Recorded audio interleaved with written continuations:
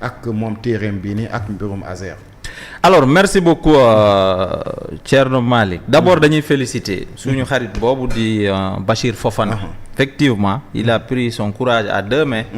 bind téere bi nga xamante ne téere bu am solo la. parce que nag lii mooy participation d'un citoyen à la vie donc politique de notre pays.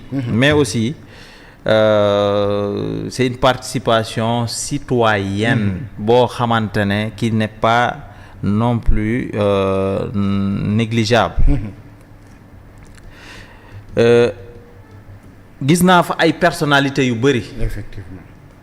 ce qui veut dire que non seulement téere bi dafa am crédibilité parce que nag yenn kilifa yi duñ dox ci caaxaan. effectivement. mais aussi cela témoigne de la personnalité de ki bind téere bi di Bachir Fofana. ñu ngi ko ci féliciter encore une fois. personnalité yooyu ñu crédible lañ. moo tax bu ñu ñëwee témoigner ci say écrit ci say livre ci say comment dirais-je sa liggéey. c'est parce que liggéey boobu am na crédibilité liggéey boobu rafet na liggéey boobu baax na. il est évident que nag liiraguñu livre bi ba mu jeex. parce que démb rek la génn. jël nañ ci mais liiraguñ ko ba mu jeex. am na luñ ci commencé tuuti. loo xamante ne marqué nañu. mooy fi ñu waxee par exemple fi ñu waxee. ne à la page 13. que ne une dissonance entre l'engagement public et son exécution. entre la parole donnée. et la réalité constatée.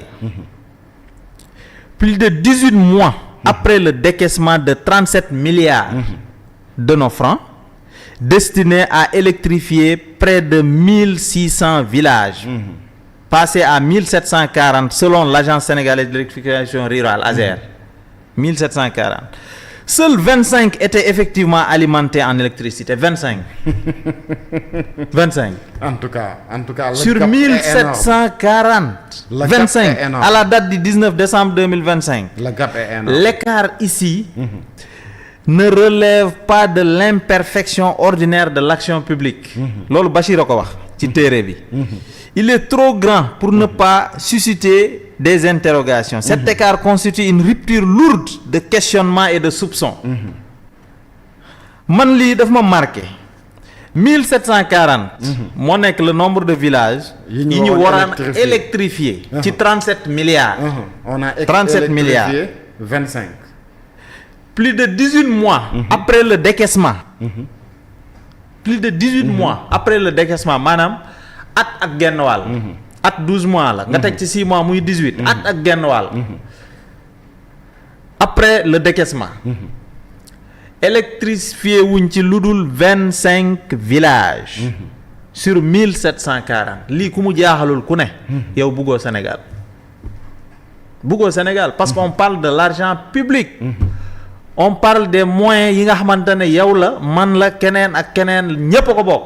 ñu war a électrifier ay villages yoo xamante ne xamuñu luy courant. xamuñu luy électricité dans le monde dans le Sénégal. à l'intérieur du Sénégal dans la profondeur du Sénégal ñu war a électrifier ñu nekk fii di caaxaan. ñu décaissé xaalis bi nga xamante ne ñëpp a ko bokk amul luñ ci électrifié sur 1740 villages lu dul 25 villages. ça vraiment scandale la lii gisuma lu ko gën a doon scandale moo tax nag ñëpp dañ ci war a intéressé wu. ñu xool mbir mi nu mu demee. moo tax on félicite Bachir Fofana de cette initiative. on félicite Bachir Fofana de cette introduction. parce que développement bi ñëwagul. il faudrait que Sénégalais yëpp wax ci. et pourtant plusieurs wala beaucoup d'informations yoo xamante ne quand même mu ngi ci livre bi en tout cas c'est des informations am mu ngi ci place publique bi. oui lu ci bëri. parce que nag démb am na ko wax. nee na les Sénégalais ne lisent pas assez. effectivement. ils ne lisent pas assez mais bari na ay informations yu fi Bachir Fofana dëxëñ yoo xamante ne. daanaka il suffisait pour le citoyen nga def tuuti effort nga gis lépp ci place publique bi. nga gis lépp ci place publique bi maintenant nag souvent ñun on a des problèmes avec nos dirigeants. on est trop tolérant. avec nos dirigeants parce que nag mënoo fal nit ba pare. nga toog di ko seetaan doo ko laaj résultat.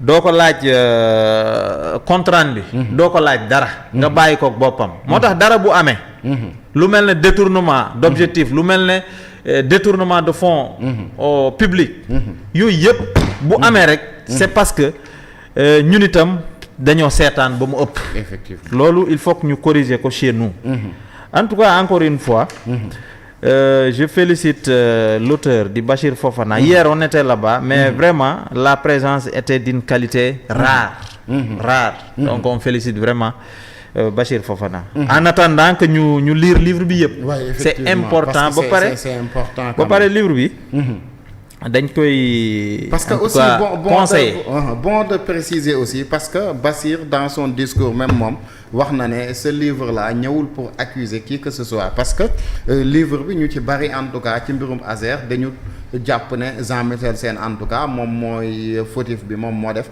mais Bassir moom il a été clair nee na moom ñëwul pour tuumaal kenn en tout cas exposé wul aussi kenn utul ku muy toroxal mais quand même les faits restent les faits et faits yi moom la ñëw mu exposer ko mu teg ko sur la place publique maintenant que ku si nekk aussi yaay dem xool lan moo ci nekk en tout cas nga topp information bi mais li ñu mën a wax mooy en tout cas Bassir quand même def na une bonne investigation pour xam en tout cas les tenants et les aboutissants looloy dëgg Bassir wax na ko nee na accusé wul kenn moom li mu def mooy ne quelques petits efforts la def pour bind aw téere won Sénégalais yi li nga xamante ne moo am mais accusé wul kenn non seulement Bachir wax na ko mais Serigne Mbaye Thiam mi doon modéré activité boobu wax na ko moom itam nee na livre bi accusé wul kenn te bu doon livre caaxaan la moom du ñëw modéré ñépp xam nañ kuy Serigne Mbaye Thiam ebaat historien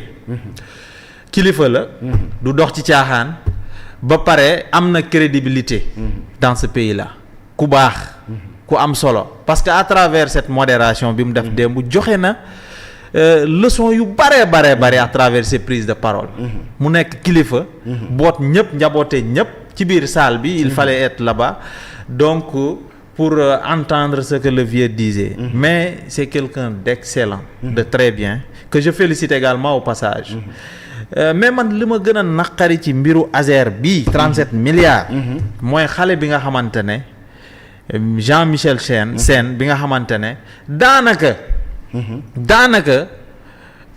dañ ko sacrifier quoi xale bu ndaw dañ ko sacrifier xale bu ndaw xam nga ne lii du teel a fay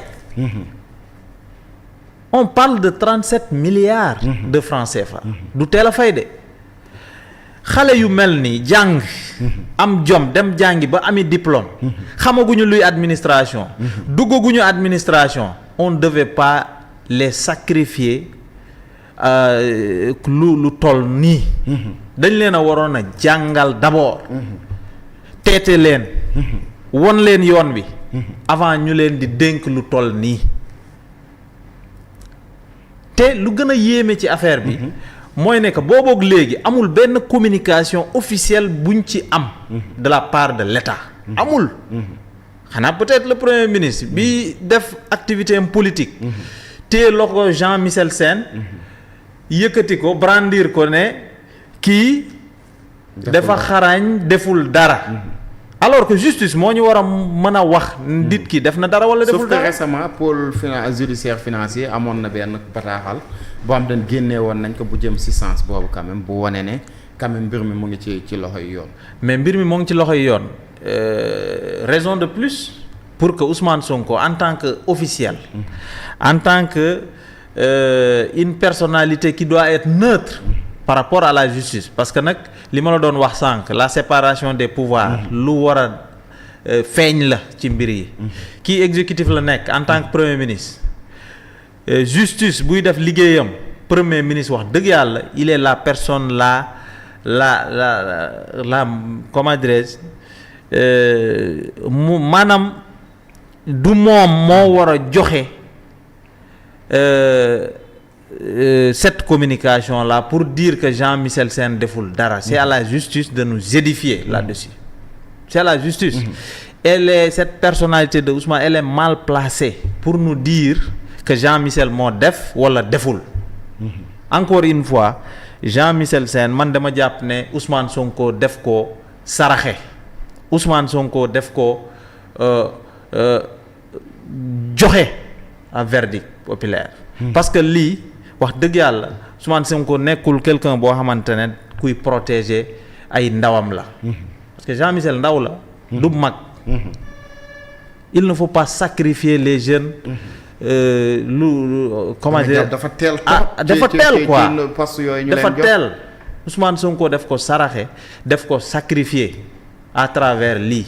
mais au moins ñoom nañ ñu wax exactement qu'en est-il. mais boobu ba léegi ils sont incapables de nous dire. avec exactitude ce qui s'est passé. man aussi sama officiellement amuñu ci benn communication bu ñu teg suñu loxo. bu ñu war a téye sama souci c'est ça parce que depuis que ba ñu commencé di wax ci mbirum Azer en tout cas yàgg na trop. et depuis lors aussi amuñu ci maanaam des informations claires quand même yoo xamante ne état wu Sénégal dañuy xam position am par rapport ak lan la mais juste dañuy gis quand même à chaque fois bu amee ñu génn wax ci Jean-Michel Sène dafay génn aussi moom it apporter sa part de la vérité mais moom dafay jàpp ne xëy na ñiy wax moom la ñuy accuser. non mais il est superficiel. duggul ci biir a biir à chaque fois dans ses communications. et aussi c'est normal. Jean-Michel il peut être innocent. mais dafa am ñu lu ko séq. dafa am lu ko séq il peut être de bonne foi. mais dafa am loo xamante ne bu ñu la xasee dénk lenn. il faudrait que nga càmbar jël say responsabilités aussi. que les gens ne te font pas faire. des choses sinon ça va rester. et demain les gens vont interroger l'histoire. et bu ñu interroger l'histoire lii yëpp day génn. lii yëpp day génn gàkk-gàkk la buy des ci trajectoire am. gàkk-gàkk la buy des ci. vraiment ci deram. ëllëg moo tax il faut faire très attention quoi. on ne doit pas aussi facilement. vraiment sacrifier des jeunes. ñi nga xamante ne dañoo jël seen temps dem jàngi ba am xam-xam ñëwaat. waruñu leen a sacrifier par la politique. waruñu leen a vraiment saraxe quoi. gis nañ aussi ku mel ni en tout cas le député Thierno Alassane Sall moom it dossier boobu daf ko téye muy dossier Azer ginnaaw ba ñu jógee ci Bassirou Fofana moom démb mu ngi fa woon en tout cas par la suite moom annoncé nag